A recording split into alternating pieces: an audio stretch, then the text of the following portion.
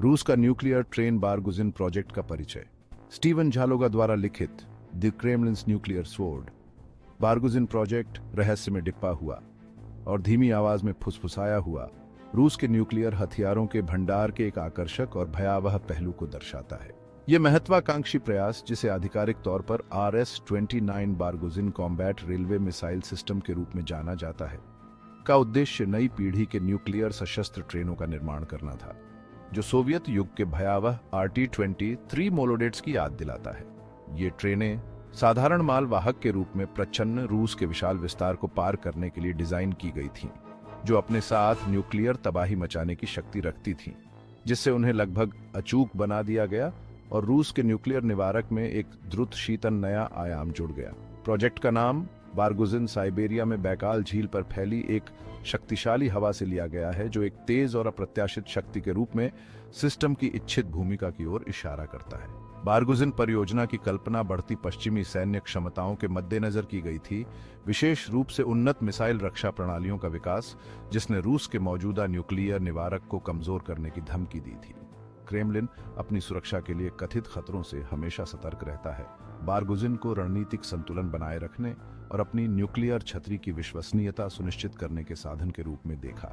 बारगुजिन परियोजना का उद्देश्य अत्याधुनिक मिसाइल तकनीक को एक मालगाड़ी की भ्रामक सादगी के साथ मिलाना था, एक हथियार प्रणाली का निर्माण करना जो मायावी और घातक दोनों हो।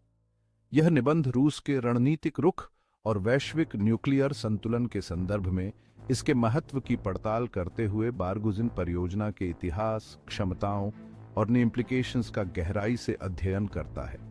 जैसे ही हम परमाणु रणनीति की छायादार दुनिया में नेविगेट करते हैं, बारगुजिन परियोजना निवारक की स्थायी शक्ति और दुनिया के सबसे विनाशकारी हथियारों के प्रबंधन में शामिल उच्च दांव की याद दिलाता है।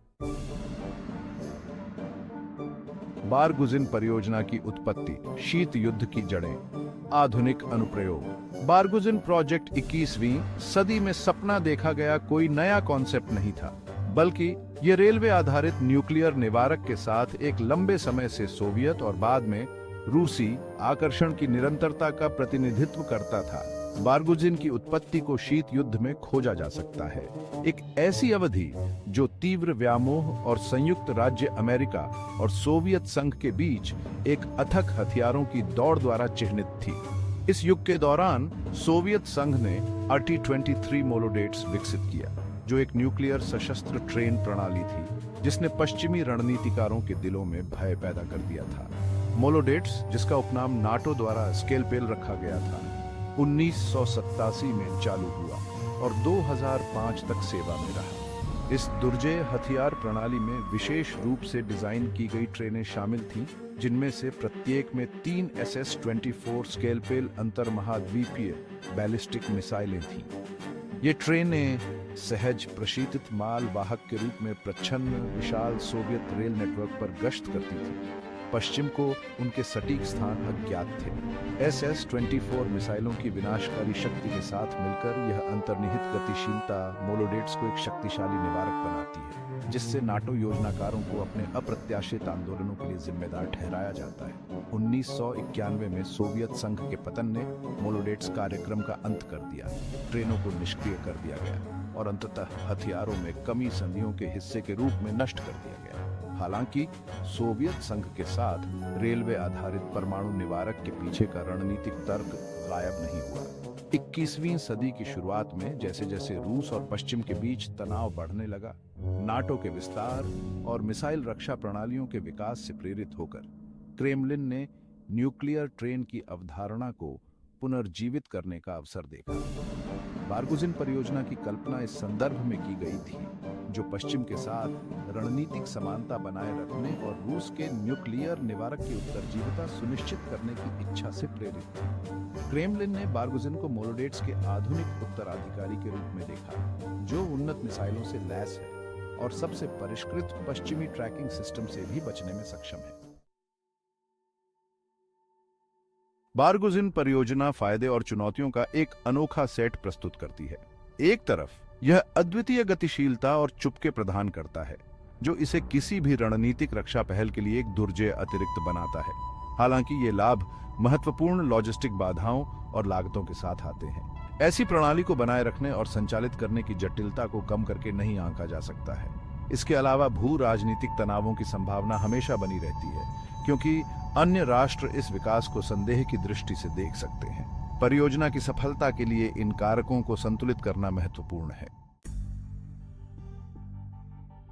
वैश्विक सुरक्षा गतिकी पर बारगुजिन परियोजना का संभावित प्रभाव गहरा है। यह शक्ति संतुलन को स्थानांतरित कर सकता है, जिससे अन्य राष्ट्र समान तकनीकों को विकसित करने के लिए प्रेरित होंगे। यह बदले में एक हथियारों की दौड़ को जन्म दे सकता है, जिससे वृद्धि और संघर्ष का खतरा बढ़ सकता है। दूसरी तरफ परियोजना एक शक्तिशाली निवारक के रूप में भी काम कर सकती है, जो विरोधियों को आक्रामक कार्रवाइयों में शामिल होने से हतोत्साहित करती है।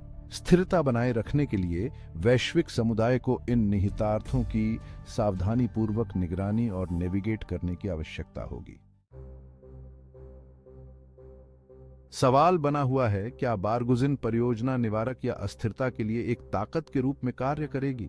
अनिर्दिष्ट स्थानों से स्थानांतरित करने और प्रस्ट्राइक करने की इसकी क्षमता वास्तव में संभावित खतरों को रोक सकती है। फिर भी यह क्षमता राष्ट्रों के बीच बढ़ते व्यामोह और अविश्वास को भी जन्म दे सकती है। निवारक और अस्थिरता के बीच की महीन रेखा नाजुक है और अंतिम परिणाम निर्धारित करने में अंतरराष्ट्रीय प्रतिक्रिया महत्वपूर्ण भूमिका निभाएगी। निष्कर्षतः बारगुजिन परियोजना वादा और जोखिम दोनों का प्रतीक है। रणनीतिक रक्षा के प्रति इसका अभिनव दृष्टिकोण सैन्य प्रौद्योगिकी के लगातार विकसित होने वाले स्वरूप को उजागर करता है। जैसे जैसे हम आगे बढ़ते हैं, जोखिमों के मुकाबले लाभों को तौलना आवश्यक है, यह सुनिश्चित करते हुए कि इस तरह की प्रगति इसे कमजोर करने के बजाय वैश्विक शांति और सुरक्षा में योगदान दे। बारगुजिन परियोजना का भविष्य सावधानी पूर्वक प्रबंधन, अंतर्राष्ट्रीय सहयोग और स्थिरता के प्रति प्रतिबद्धता पर निर्भर करेगा।